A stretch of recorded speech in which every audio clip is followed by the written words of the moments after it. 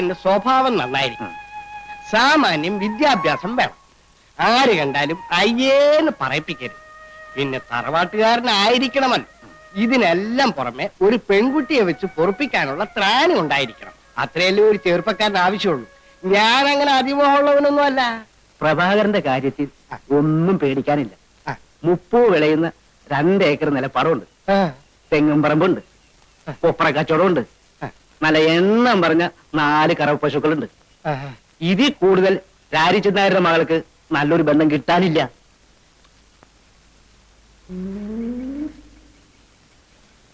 എന്നാ കുട്ടിയെ ഒന്ന് കാണുകയല്ലേ? ഓ, കാണാമല്ലോ. മോളെ സുമതി,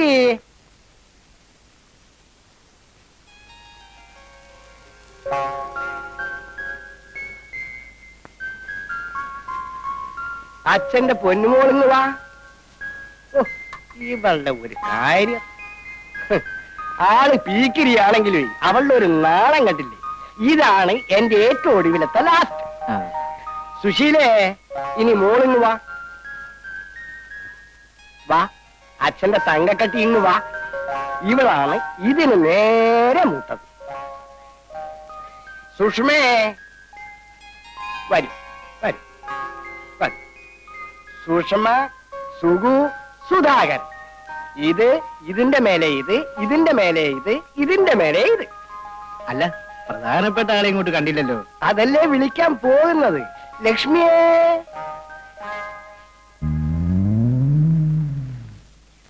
ഇതാണ് എന്റെ ഭാര്യ, കുട്ടികളുടെ അമ്മ. നമ്മൾ കല്യാണത്തിന് ആലോചിക്കുന്ന കുട്ടിയെ വിളിക്കൂരായിരിക്കുന്നവരെ. വിളിക്കാം. ലക്ഷ്മി, ഇവിടെ കൊണ്ടുപോയിട്ട് അവളെ എങ്ങ അയക്കൂ. കുട്ടികളെല്ലാം പൊക്കോളൂ, പൊക്കോളൂ. എണീരടാ അവിടെ. മടി കയറിയിരിക്കാൻ കണ്ട നേരം. അങ്ങോട്ട് ചെല്ലടി. അവർ നിന്നെ പിടിച്ചു നിന്നത്തൊന്നുമില്ല. നിന്നെ കാണാൻ വേണ്ടി വന്നതാണ് നീ.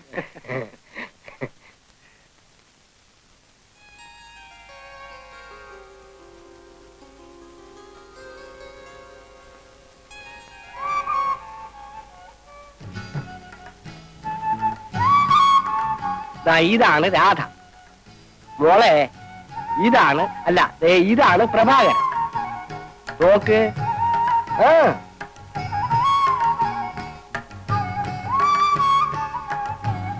നാണം കൊണ്ടാ.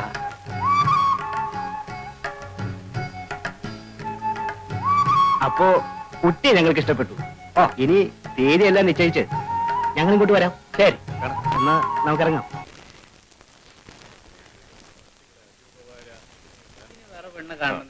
കല്യാണാലോചനയ്ക്കാണ് വന്നത്. എടി, അവൻ എന്താ ഒരു കുറവ്? അഴകില്ലേ, ആരോഗ്യമില്ലേ, 2 ഏക്കർ നിലം, 1 തെങ്ങും പുരയിടം, നല്ല വില നടത്തുന്ന ഒരു കൊപ്ര കച്ചവടം. ഇതൊന്നും നിന്റെ കണ്ണിന് പിടിക്കുന്നില്ലല്ലേ? അപ്പൊ പശുവും തൊഴുത്തുവോ? അത് വേറെ. എനിക്ക് വേണ്ടെന്ന് വെച്ചാ വേണ്ട. 1 2 അല്ല, 26ാമത്തെ ആലോചനയായത്. ഇതും നിനക്ക് വേണ്ടാന്ന് വെച്ചാ പച്ചവെള്ളം ഞാൻ തരത്തില്ല. എന്റെ ലക്ഷ്മി കുട്ടി, നീ കിടന്ന് തിളയ്ക്കാതെ. 8ഉം പൊട്ടും തിരിയാത്ത കൊച്ചിനോട് വർത്താനം പറയുന്ന രീതിയാണത്. എന്റെ മോളോട് ഞാൻ പറയാം. അച്ഛന്റെ മോളെ, മോള് ആ പയ്യനെ ശരിക്കും കണ്ടോ? നല്ല സിനിമാ നടനെ പോലെ ഇരിപ്പില്ലേ? ആരെ പോലെ ആയാലും എനിക്ക് വേണ്ട. എന്റെ മോളെ, നീ ഇങ്ങനെ വാശി പിടിച്ചാൽ അച്ഛൻ ചങ്ക് പൊട്ടി ചത്തുപോകും. നിനക്കിടയിലില്ലേ 3-4 കൊച്ചുങ്ങള്? നിങ്ങൾ ഇങ്ങനെ ഇരുന്ന് പുന്നാരം പറഞ്ഞിട്ട് അവള് തലയെ കയറുന്നത്. വല്ലവനുമായിട്ട് പ്രേമോ കുന്തോണ്ടെങ്കിൽ മനസ്സിലാക്കാം. വരുന്ന ഒരുത്തനെ അവൾക്ക് പിടിക്കൂല. എടി, സത്യം പറ, നിന്റെ ഉള്ളിലിരിപ്പ് എന്താ? കല്യാണത്തൊക്കെ പട്ടണത്തിൽ വരണം. ചേച്ചി പട്ടണത്തിലേക്ക് കൊണ്ടുപോകണം. ചെക്കൻ പാന്റ് ഷർട്ട് ഇടണം, ഇംഗ്ലീഷ് പറയണം, പരിഷ്കാരം വേണം, സിഗരറ്റ് വലിക്കണം,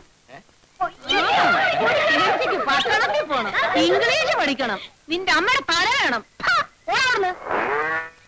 ഇതിന്റെ ഇടയ്ക്ക് ആ പീക്രാന്തി ഉണ്ടല്ലോ.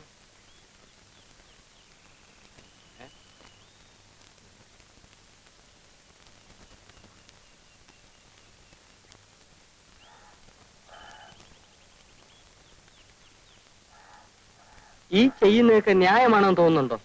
രാധയ്ക്ക് ഇതുവരെ 26 കല്യാണാലോചന വന്നിട്ടുണ്ട്. അപ്പോഴൊക്കെ നീ ചോദിച്ച അതേ ചോദ്യമല്ലേ ഇപ്പോഴും ചോദിക്കുന്നത്? ഞാൻ ആരാ? വാസുണ്ണി. അല്ല, അമ്മാവന്റെ ആരാ? അനന്തരവൻ. ആണേ. ഞാനിവിടെ വരുമ്പോ എനിക്ക് വയസ്സ് എത്രയായിരുന്നു? 26 തവണ ഞാൻ പറഞ്ഞതല്ലേ 12. അന്ന് എന്റെ അമ്മ അമ്മാവന്റെ മുമ്പിൽ കിടന്ന് മരിക്കുമ്പോ അമ്മാവൻ കൊടുത്ത വാക്കെന്തുവാ?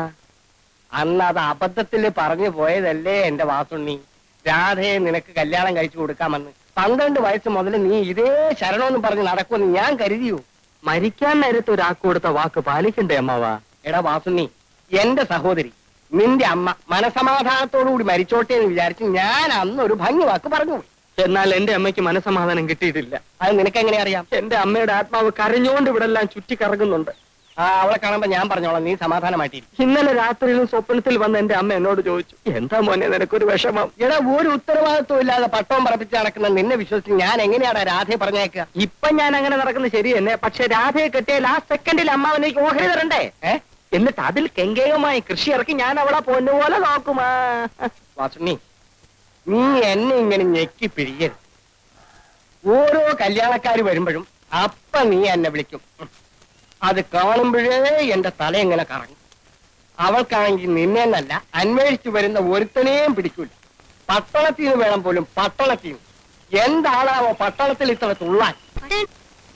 സമയമായല്ലോ, വന്ന ആളിലൊക്കെ പോവാവോ? ഞാൻ വീടാന്തരം നടന്ന് കുറെ ആളിനെ സംഘടിപ്പിച്ചതാ.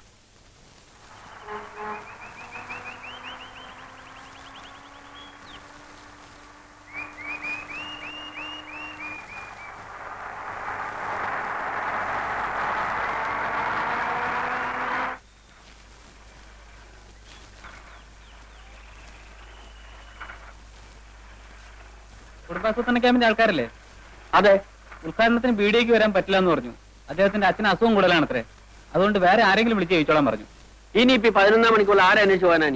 തന്തയ്ക്ക് സൂക്കേട് വരാൻ കണ്ട ഒരു സമയം. നിങ്ങളത് ഏറ്റപ്പോഴും മനസ്സിലായി, കുഴക്കുള്ളൂ. ഞാനും ചെയ്യാനാ? ഇനിയിപ്പോ ഒരൊറ്റ പോവഴേ ഉള്ളൂ. ഞാൻ പറഞ്ഞേക്കാം, നിങ്ങൾ എല്ലാവരും കൂടെ നിർബന്ധിക്കുകയാണെങ്കിൽ ഞാൻ ആ കർത്തവ്യം കൊണ്ട് നിർവഹിക്കാം. അതേതായാലും വേണ്ട, നാട്ടുകാർക്ക് പരിചയമില്ലാത്ത ആളായിരിക്കണം. അങ്ങനെ ഒരാളെ ഇപ്പൊ എവിടെ അന്വേഷിച്ചു പോകാനാ? നാട്ടുകാർക്ക് പരിചയമില്ലാത്ത ഒരാളെ.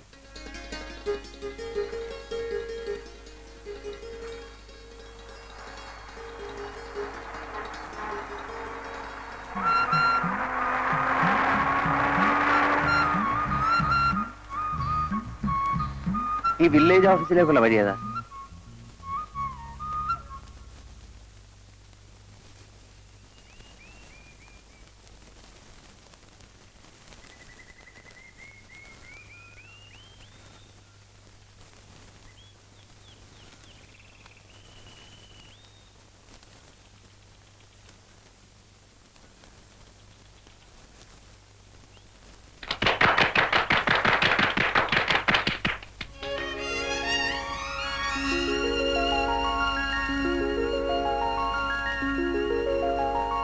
നന്മകൾ മാത്രമുള്ള, നല്ലവരെ കൊണ്ട് മാത്രം നിറഞ്ഞ ഒരു ചെറിയ ഗ്രാമപ്രദേശമാണ് ഞങ്ങളുടെ.